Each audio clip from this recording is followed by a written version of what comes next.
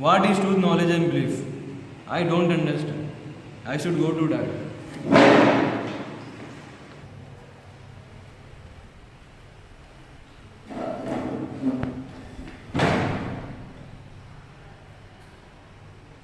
What is truth, knowledge, and belief? I don't understand. Can you tell me? Oh, truth, knowledge, and belief. I will give you an example. Once upon a time, there used to be a poor kid who used to sleep on the railway station. However, he was always kicked out, and as soon as he woke up, he used to start to beg. The arrivers and the departurers always used to give him some change if left in their pockets. But then there's always one guy, one big fat rude person, who always used to look at him and believe that these beggars are useless and they can do much better than just begging. So what he used to do was play with them. He used to show the beggar a few good notes. When he used to get happy, pull him back and take back the money. But to keep his ego aside, he used to give some change back to the beggar. As day passed, he would start begging at night too as the crowd would increase. Some same people, some same faces might come back and still give him change, believing in him that this money that they're donating will help him. However, he again meets the big fat rude man, hoping, believing that now he might change. But the truth is, the big fat man doesn't change at all. He again takes out his wallet and gives him the same amount of money. Innocently, the beggar is happy, but once again he is pulled back. Little did he know that the truth is that the big old fat man remains the same. He continues begging, however, he feels a little hungry because he doesn't eat properly, doesn't get his daily meals on time. He counts his money and goes to a nearby ice cream parlor due to the intense heat he has been facing the whole day. He goes and he orders 100 rupee ice cream, but when the cashier counts the money, he says no, it's not enough. The beggar, in disgrace and sadness, goes back and ponders upon himself to work harder.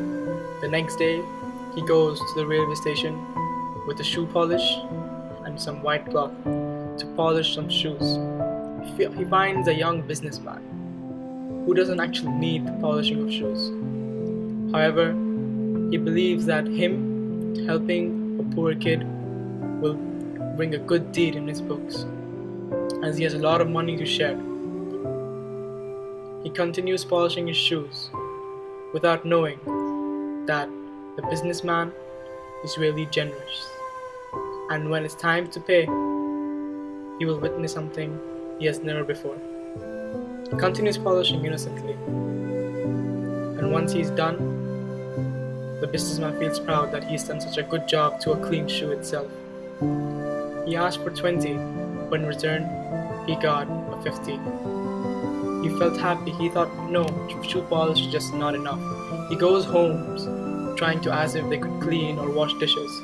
However, he faces the big old fat man again. Seeing his disgraceful face, he pushes him and says, I don't need people like you to work for me. I have 5-star hotel cleaners working for me. He goes back to the train station and carries luggage for the passengers up and down all day. It gives him a lot of fatigue and stress. However, he still continues because he knows he has to feed himself. He counts his days, he counts his months, and however, he has enough money to go back to the ice cream parlor. He goes back with a bright smile on his face. He tries to grab the attention of the waiter. However, due to past experience, his knowledge is that the beggar will not have enough money again.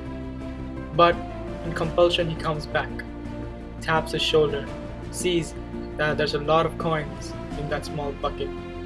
He starts counting and counting, hoping that this time the beggar would have enough, and he does. However, this time the beggar ordered 50 rupee ice cream. Without asking a question, The waiter said, "Fine, I shall give you what you demand." He gave him the ice cream he deserved and took the money. There was again a bright smile on the child's face. He walked back. The waiter noticed that he had left his change behind. He tries to grab his attention and says, "You have left your change behind." The beggar turns back and says, "This money is for you, not mine. Keep it. It'll be good for you."